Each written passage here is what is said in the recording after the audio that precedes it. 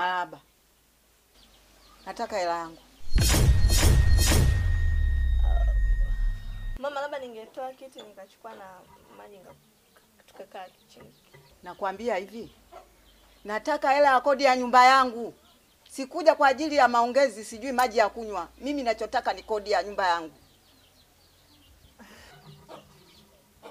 Yaani mama, sio kwamba hatukulipi, hapana, lakini ndio maana nikakwambia tungezungumza kidogo. Tuzungumze nini we binti? Mimi sikuletwa na shida hiyo. Mimi nimekuja nataka hela ya kodi ya nyumba yangu. Yaani sio kwamba hatukulipi mama, tunataka kukulipa, lakini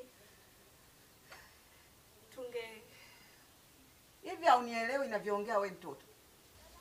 Jana mimi nilikuja hapa. Nikaambiwa mlienda huko, sijui mlikuwa na maugomvi na jirani yako kwa mwenyekiti, sijui sitaki kusiketi mlilipana hela kule. Kwa hiyo kodi yangu haipo. Nachotaka ni hela ya kodi yangu ya nyumba. Mama, tatizo ni kwamba baba Shani ametoka kidogo na atarudi hapa jioni. Labda ungeenda afu jioni kurudi ukimkuta mwenyewe anakupatia pesa yako mamangu. Kumbe haunielewi. Sasa nakwambia hivi, mpigie simu wewe baba Shani, atanikuta hapa leo. Mama, ndona. Nimekwambia hivi, mpigie simu baba Shani. Leo jiko aliwaki hapa kwenye huu mji. Yaani mama, sasa narudi sasa hivi ni jioni, labda ungeenda afu ukirudi utakuta kaisha rudi naye. Nimesha kwambia hivi wewe binti. Mimi leo hapa siondoki bila hela ya kodi yangu ya nyumba. Hivi hauna masikio?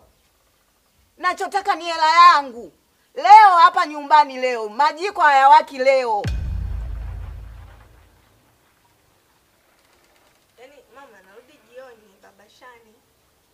Hayo mimi hayanihusu. Hayanihusu kabisa. Leo ndio leo. Mtanitambua leo. Leo ndio leo, siondoki hapa kwenye huu mji. Naondoka na hela yangu mkononi. Ni jioni kabisa. Sawa, mimi nipo tu na wewe leo hauli leo, unashinda na njaa leo.